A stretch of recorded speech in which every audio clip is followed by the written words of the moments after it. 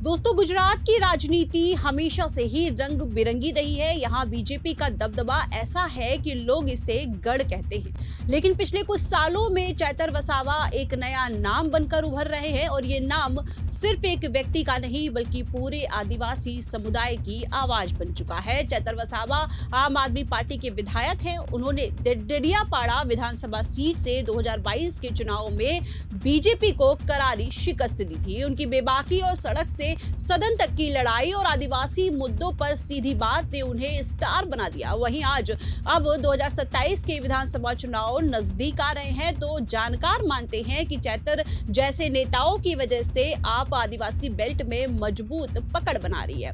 सत्ता का संतुलन बदल सकता है और आपका सिक्का चल सकता है। आपको बता दें कि चैतर वसावा का जन्म 1988 के आसपास नर्मदा जिले के एक छोटे से आदिवासी गांव में हुआ था। वसावा समुदाय में ये युवक शुरू में किसान था, खेती बाड़ी के साथ साथ लेबर कॉन्ट्रैक्टर का काम भी करता था, लेकिन जल्द ही वो सामाजिक कार्यकर्ता बन गया।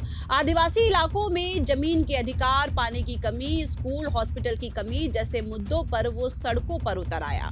2015 में चैतर ने राजनीति में कदम रखा। वो जनता दल यूनाइटेड से जुड़े, लेकिन असली पहचान तब मिली जब वो भारतीय ट्राइबल पार्टी में शामिल हुए। बीटीपी के नेता छोटू भाई वसावा के बेटे महेश वसावा के साथ चैतर ने काम किया। 2017 के विधानसभा चुनाव में महेश की जीत में चैतर का बड़ा हाथ था, लेकिन 2022 आने से पहले चीजें बदल गई। बीटीपी ने चैतर को डेडियापाड़ा से टिकट नहीं दिया, जिसके चलते चैतर वसावा को भारी नाराजगी हुई और चैतर वसावा ने बीटीपी छोड़ दिया। नवंबर 2022 में चैतर आप में शामिल हो गए। आप गुजरात में नया था, लेकिन आदिवासी मुद्दों पर फोकस कर रहा था। अरविंद केजरीवाल ने चैतर को तुरंत डेडियापाड़ा से टिकट दिया, चुनाव लड़े और जीते। बीजेपी के हितेश कुमार देवजी भाई वसावा को 40,282 वोटों से हराया। चैतर को 1,03,433 यानी कि लगभग 55.87% कुल वोट मिले और बीजेपी को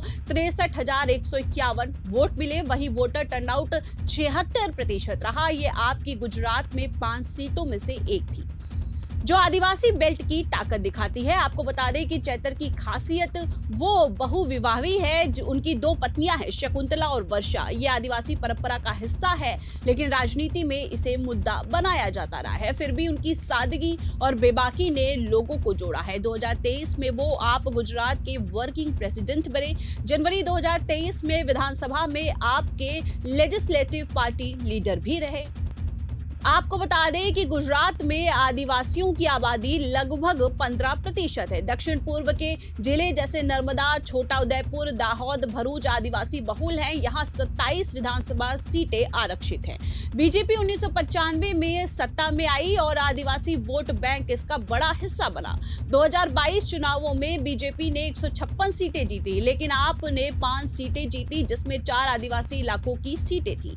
आपको बता दें कि गुजरात में जमीन हड़पना, जंगल कटाई, बेरोजगारी, शिक्षा, स्वास्थ्य की कमी समेत तमाम आदिवासी मुद्दे हैं। चैतर वसावा ने इन्हें जोर शोर से उठाया और यूसीसी यानी कि यूनिफॉर्म सिविल कोड पर विरोध भी किया और कहा कि यूसीसी आदिवासियों को खत्म कर देगा। ग्राम पंचायत से सांसद तक हमारी आवाज दब जाएगी। वहीं 2023 में यूसीसी पर आपने विरोध प्रदर्शन किए, जिसमें चैतर वसावा आगे रहे, जिसके चलते चैतर वसावा पर हमले भी किए गए। 2023 में वन अधिकारियों पर हमले का केस दर्ज हुआ और नवंबर 2023 में एफआईआर हुई। दिसंबर में चैतर वसावा ने सरेंडर भी कर दिया और जेल चले गए, जिसके बाद आपने कहा कि फर्जी केस है, क्योंकि चैतर वसावा लोकसभा टिकट जीतने वाले थे। केजरीवाल ने ट्वीट किया कि बीजेपी आदिवासियों को आगे नहीं आने देती। 2024 लोकसभा में चैतर वसावा भरूच से लड़े, जेल से ही कैंपेन किया और उनकी पत्नियां सड़कों पर उतर आई, लेकिन वो चुनाव हार गए। लेकिन बीजेपी के मनसुख वसावा का मार्जिन 20 साल में पहली बार कम हुआ और 2 लाख वोट घट गए। वहीं 2025 में नया विवाद खड़ा हो गया। 5 जुलाई को डेडियापाड़ा में बीजेपी नेता संजय वसावा से झड़प हो गई और एटीवीटी मीटिंग में बहस और फिर मारपीट हो गई, जिसके बाद चैतर वसावा पर हत्या के प्रयास का केस दर्ज हुआ और वे 63 दिन जेल में रहे, जिसको लेकर आपने कहा कि यह राजनीतिक साजिश है।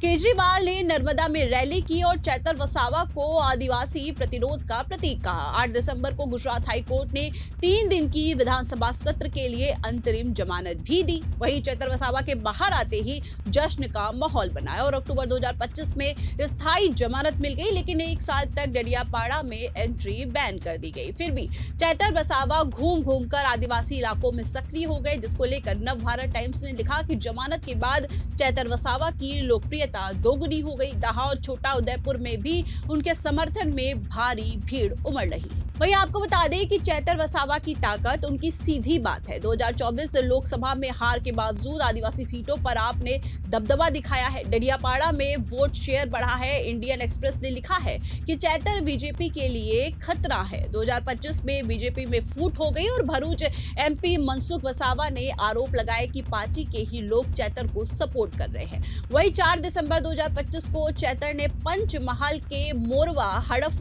में विशाल रैली की। 500 से ज्यादा बीजेपी कांग्रेस नेता आप में शामिल हो गए और चैतर वसावा ने कहा कि बीजेपी पूंजीपतियों के लिए बंदूक की नोक पर जमीन छीन रही है, अंग्रेजों से ज्यादा खतरनाक है।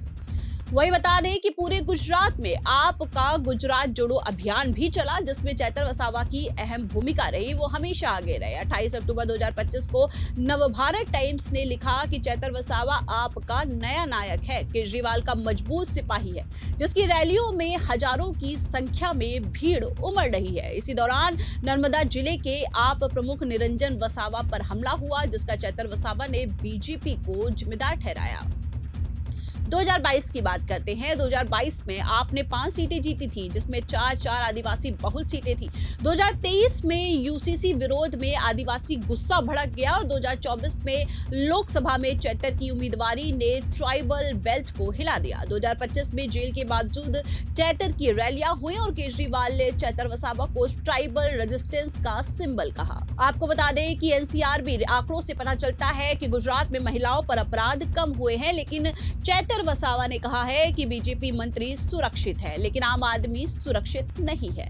2022 और 25 में बलात्कार के 8,849 केस दर्ज हुए हैं, लेकिन सजा सिर्फ 3% आरोपियों को ही मिली है और ड्रग्स शराब के 6.19 लाख केस दर्ज हुए हैं, जिसका मुद्दा चैतर ने उठाया। वहीं 2027 चुनाव सिर्फ 2 साल दूर है, लेकिन अभी से हवा बदल रही है।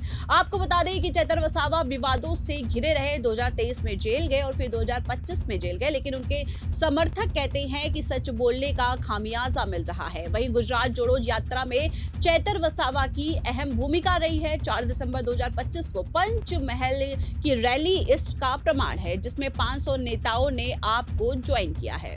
वहीं चैतर वसावा ने साबित कर दिया कि एक आदिवासी युवा बीजेपी के गढ़ हिला सकता है। दिन ब दिन आपकी पकड़ मजबूत हो रही है। 2027 में सत्ता बदल सकती है। वहीं इस खबर पर आपकी क्या राय है, हमें कमेंट करके जरूर बताएं। फिलहाल के लिए इस खबर में इतना ही। ऐसी ही तमाम बड़ी और राजनीतिक खबरों के लिए बने रहिए और देखते रहिए 4 PM गुजरात।